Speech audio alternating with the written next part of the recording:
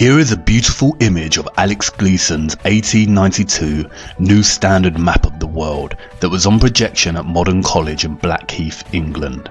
It states at the top of the map that it is scientifically and practically correct. The way Gleason's map significantly differs from standard maps of the world is in its representation of the poles. As you can see by comparison with a conventional world map, the primary difference in Gleason's map is that the North Pole is actually situated in the centre of the Earth, and upon first glance the South Pole, or what is known as Antarctica, appears to be missing. Upon closer inspection, however, you realise that Antarctica is indeed present and makes up the majority of landmass on the map. Antarctica in Gleason's map is an encompassing ice ring that covers the entire outer reaches of Earth. Gleason's map has become somewhat of a canonical historical document for flat earthers, many often reposting the image on the internet and heralding it as solid proof that refutes the heliocentric model of the Earth, or in other words, proving that the Earth is not a spinning globe in space but a circular, flat and stationary plane. This was not enough proof for me, and while I gravitated towards the idea of a giant encompassing ice wall as a neat concept, I knew that we had a vast amount of evidence proving the existence of space, spherical planets, and entire sciences dedicated to solving the mathematical conundrums of physics. I mean, we landed on the moon, for God's sake. Surely if the Earth was flat and stationary, then somebody would have realised by now. These brave souls did the unthinkable. They flew to the moon, they landed, took their first cautionary steps and planted the American flag. NASA sent multiple crews to the moon on subsequent Apollo missions. They even managed to film Apollo 17 leaving the moon. Stage pushed. Engine arm is destined. Okay, I'm going to get the pro. 99 proceeded. 3, 2, 1. Ignition. Right away, Houston. Vector grid. But wait, hold on. If this is footage of the crew leaving the moon and making the journey back to Earth, then who did they leave behind to film their craft take off? And wait, don't you think those colourful emissions on takeoff look kind of fake? I haven't seen any subsequent rockets produce these sort of dazzling colours, and I suppose they did admit that they had lost all their data from the mission. But maybe that was just coincidence. I started looking into NASA a bit more closely, and what I found was shocking. I can say with certainty that NASA is indeed lying to the world, and has been lying ever since its founding in 1958. But don't take my word for it. Sometimes you can't tell people the truth, you have to show them. So let me show you. Buckle up and sit tight, because Houston, we have a big problem. Okay, well, there's a big problem with the blue marble, and I'm going to zoom in here and show you what the problem is.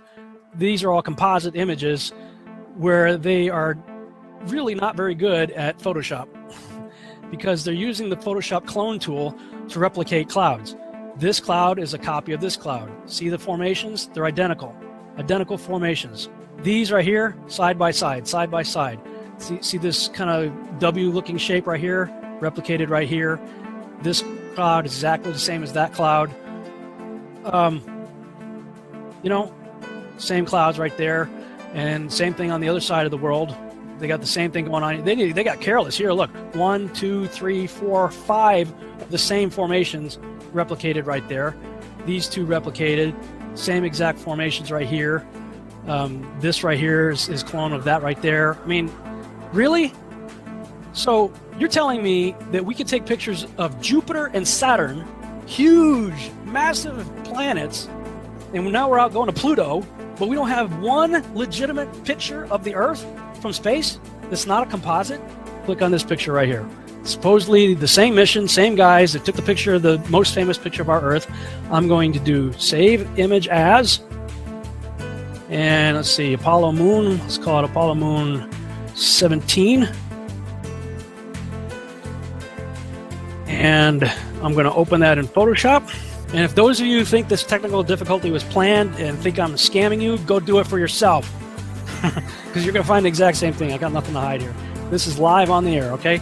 I'm going to zoom in on the Earth in Photoshop. You see the Earth? Go to Image, Adjust, Levels, and I'm going to Bring the levels over here. And I'm going to bring the levels up. Uh-oh. What is that? Why is there a square box around the Earth allegedly taken from the scientists on the moon in Apollo 17? And people wonder why I don't trust NASA. That's why I don't trust NASA. Just another example of NASA faking space. Let's take a look here at this supposed image of Jupiter. Nothing more than CGI fakery. The supposed auroras towards the north. Let's take a look here again at NASA's official website, where it states Hubble captures vivid auroras in Jupiter's atmosphere. Here's the problem. The date of June 30th, 2016. Now take a look at this. Another so-called official image of Jupiter. This one's from back in 2014. You see the problem here? Now let's take a closer look at the supposed two images provided from NASA of Jupiter. Here's the problem again, 2016, 2014. What's the difference here? Well, the difference is they added the supposed auroras on the north, and this is nothing but a Christmas tree. Give me a break. Take a look here. I mean, all the clouds are in the same exact position. Just the 2016 image is a bit, I would say, darker. This is a bit lighter in 2014. Here's a side-by-side. People can't see what's taking place here with NASA. Nothing more than fakery. I mean, give me a break. This is a complete insult. You have a brain in your head. And you can tell it's real because it looks so fake, honestly.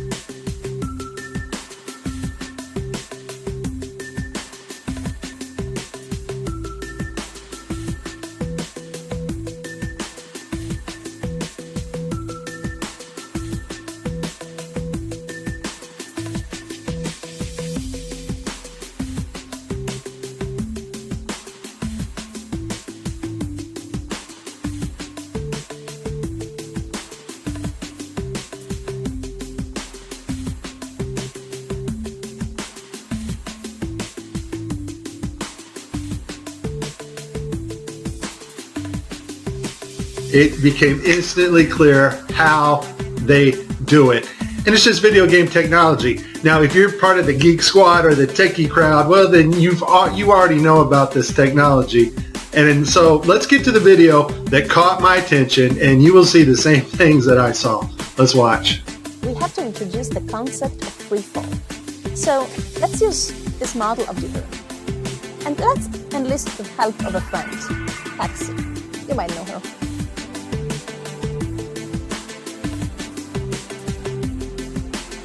So what is significant about this video is, number one, it was live to school children.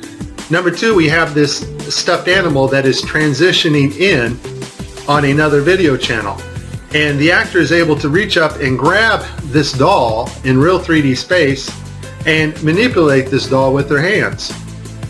And so the only way you're going to pull that off is with one technology. And that technology is virtual reality. More importantly though, something called augmented virtual reality. This is taking the objects in 3D space from a virtual reality world and putting them in our world on another screen, which we can see, manipulate, and touch with virtual reality contacts or glasses. In this next segment, I'm going to show you how NASA grabs objects in 3D space, rotates them around, manipulates them. They can do this with water, with cloth, anything. And the cool thing about it is we can take what they're doing, what they're seeing with their contact virtual reality augmented lenses, and put that on a separate video layer live. Yes, live. And do it all in real time. 45 minutes straight of NASA messing up their virtual reality setup. I tried to pick some clips that were obvious and some not so obvious. Show you some of the contacts. We're going to see Tim Peake with his contacts in, but these are virtual reality contacts overlaid on the eyes so actors can interact with things in 3D space, all in real time. In this next shot, we will get to see the whole arm setup and the virtual reality glove that covers all the way down the arm and hand. This allows the software to broadcast what we see video-wise as his arm in a shirt sleeve. Okay, I have a lot of Tim Peake screw-ups, but this one here, this system glitches. The software does not track his hand properly, and Tim slips his hand underneath his other fingers, which is tightly holding onto the mic, which would be impossible. I don't think this is Tim's fault. Normally, Tim always moves his other fingers up while he slides his hand under. I just think the system didn't respond to his movements here. It's virtual reality. They're wearing augmented contact lenses so that they can interact with these 3D objects. Now, in this scene, the guy on the left in the green shirt, he thinks he sees an object in 3D space that's being broadcast to him. So he grabs it and he puts it off to the side. He's looking straight ahead because he's looking at an object rotating in front of him, but the video channel is down that is supposed to show the viewers what we're supposed to see, and so we don't actually get to see the object that he is seeing. And I would just sum this up as a very terrible, bad, horrible day for NASA doing live feeds.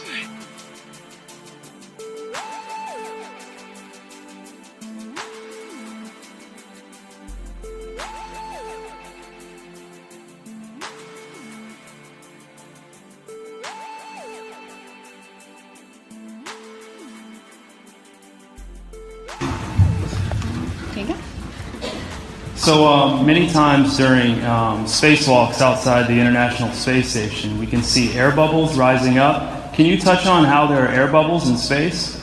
Can you be more specific? Air bubbles? So yeah, like a lot of times during the footage, the NASA footage, you can see bubbles coming up out of the helmets or kind of from underneath you.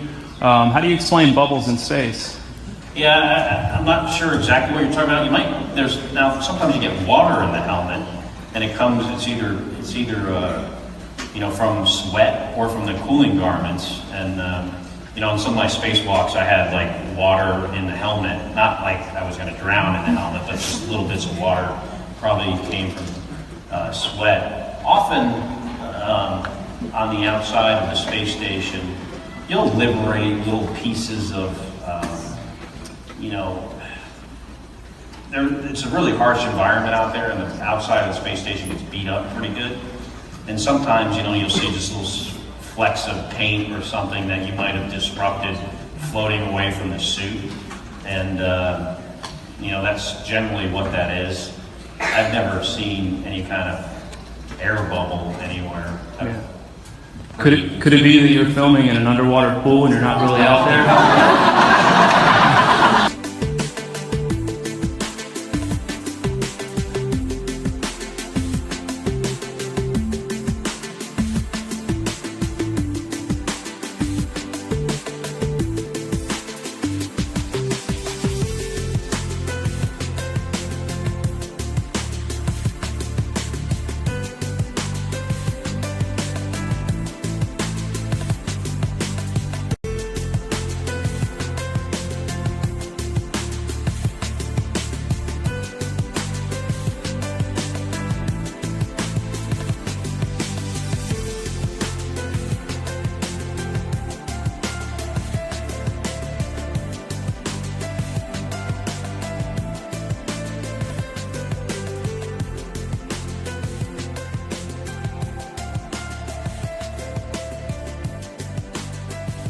Why don't you swear in the Bible that you walked on the moon? You're the one who said you walked on the moon when you didn't. Calling the kettle black, if ever thought of it. Saying I misrepresented myself. Away from me. You're a coward and a liar and a thief.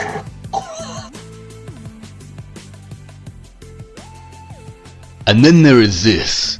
Official NASA research into the dynamics of an aircraft that would function over a flat and non-rotating Earth. A flat and non-rotating Earth. A flat and non-rotating Earth. What? I know NASA has a tremendous multi-billion-dollar budget, but why would the organisation waste funding research for an aircraft that functions over a flat and stationary Earth? I thought we lived on a spinning globe in space. Is this not like Toyota designing a new car that drives through lava? It would never be used and would be a tremendous waste of money. This is all fun and games until you really start to ponder NASA's lies. Why would the biggest space organisation, whose vision statement on their website claims that it is their goal to discover and expand knowledge for the benefit of humanity, lie? And where exactly does their multi-billion-dollar annual budget go? In the last 5 years, NASA's total annual budget between 2016 and 2020 totals over a whopping $100 billion. Why would they commit such fraudulent actions if they want to benefit humanity with their understanding and exploration of space? And if we cannot trust the most famous of all space organisations to give us the truth, then is the Earth really what we've been led to believe it is? And then I remembered the 1959 United Nations Treaty, which prohibits and regulates all global activity on the continent of Antarctica and ensures that the continent belongs to no nation. With Gleason's map in mind, I started to wonder whether Antarctica was really what we had been told it was. Was it really a freezing white untouched paradise where, as Sir David Attenborough shows us, penguins play in the snow? Could it really be a huge ice wall encompassing the entire Earth? And then something dawned on me and stopped me in my tracks. How did I not notice? It was staring me in the face the whole time. Gleason's map. Hidden in plain sight in the United Nations logo. Look, the North Pole is at the centre just like Gleason's map. And why is Antarctica missing? Or is it? Upon closer inspection I realised that the logo was framed in a circular laurel. I know from ancient Greek mythology that the laurel leaf came to symbolise Apollo. Apollo again, just like the moon missions. In ancient Rome the laurel was not permitted for profane uses, and lighting it at the fires of the altar was strictly forbidden. And I knew from the treaty that the UN had strictly forbidden Antarctica from being explored and exploited. Was there a message in this? I started digging, and then I realised that not only did the United Nations have this logo, but also the International Maritime Organization, the International Civil Aviation Organization, and the World Health Organization. The Maritime Organization polices the seas, and the Aviation Organization polices the skies. The World Health Organization controls all health and disease communications and guidance for the world, much like it has during the COVID-19 pandemic. Did the UN's military really police Antarctica with the maritime and aviation, or is it just an arbitrary treaty honouring the last unspoiled place on Earth?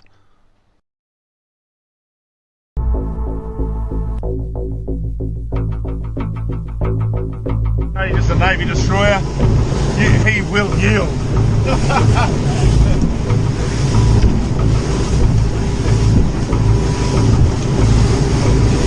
He'd be thinking, that cheeky better not cross my bow. Stop, Josh.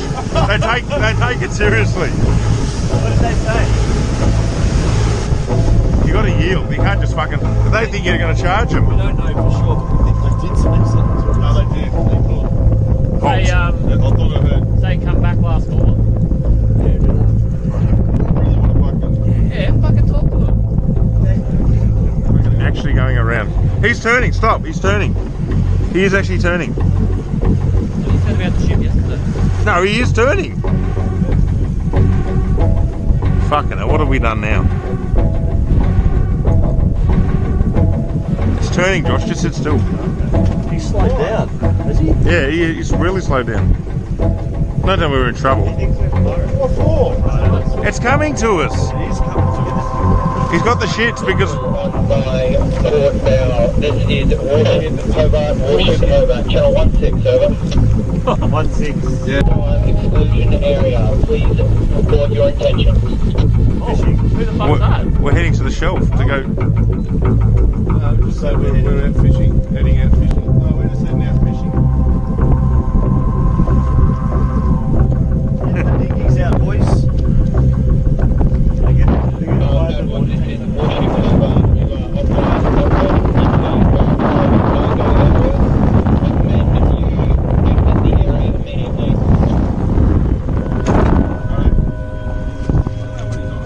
Going that way. Just traversing. Set up a demo today with this Cessna and the Air National Guard. I'm going to be inside of this Cessna and we're going to be going rogue. We're going to fly into that no-fly zone and we're going to see how the Air National Guard does it. They scramble the fighter jets to come. Take off. We're on. Flying for miles and miles until... Okay, we've just entered the no-fly zone now. Our pilots aren't talking to air traffic control, ignoring their calls to reach them. That triggers an alarm at the Air National Guard base. These fighter pilots scrambling to their jets. They're on alert and ready to take action 24 hours a day. Today, racing to their F-16s, suiting up, climbing on board, and rushing to the runway. Taking off to intercept our rogue Cessna. Reaching the target in just minutes. This is the view from the F-16. That's my Cessna right there. Intimidating as you would think it would be. Look at that fighter jet. He's right off our wing. Another F-16 swooping in on the right, calling us on aviation frequencies. You have been intercepted. If you hear this transmission, acknowledge the radio call and rock your wings. He wants us to identify ourselves. We're a rogue aircraft, remember, for this demonstration, so we're not going to respond at all and see what this fighter jet is. Ordered to turn to the northwest. The fighter jet giving us one last warning. After all of this, the pilots still won't listen. The plane won't leave the airspace. Will you shoot them down? If required, we'll execute the rules of engagement per the commander of the North American Aerospace Defense Command. And yes, we would do that. Shoot the plane down. If it meets the rules of engagement, yes, we would, to defend the airspace. Why are they policing the parameters of Antarctica in such a vigilant way? Surely they are just protecting the penguins and seals that we've seen so often in Planet Earth and Frozen Planet documentaries. I don't know, I'm not too sure anymore, because after I stumbled across this.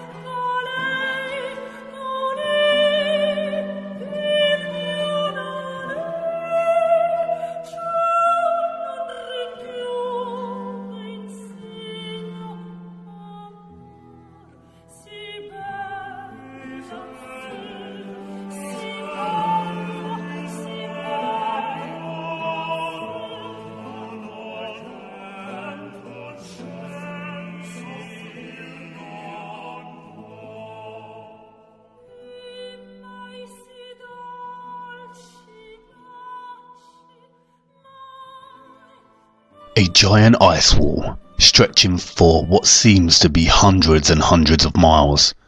I don't know about you, but I find this footage deeply disturbing. With NASA's lies in mind and that great ice wall looming in the distance, I began to experience what some call cognitive dissonance. I went into denial. Of course none of this could be true, and of course our Earth is a spinning globe as we've been taught throughout our lives. It's one thing NASA lying, but are all the professors and scientists lying too? Is the National Geographic Channel lying? And what about Newton, Einstein, Hawking and Attenborough? Are they lying too? It's a complicated answer, and I will do my best to show you the truth. But before we look at the gatekeepers of knowledge and the trusted voices of our world, I need to show you more of our Earth. I don't want to lose you just yet. Come with me to part 3, where we will explore a few ways our Earth could work as a flat and stationary plane.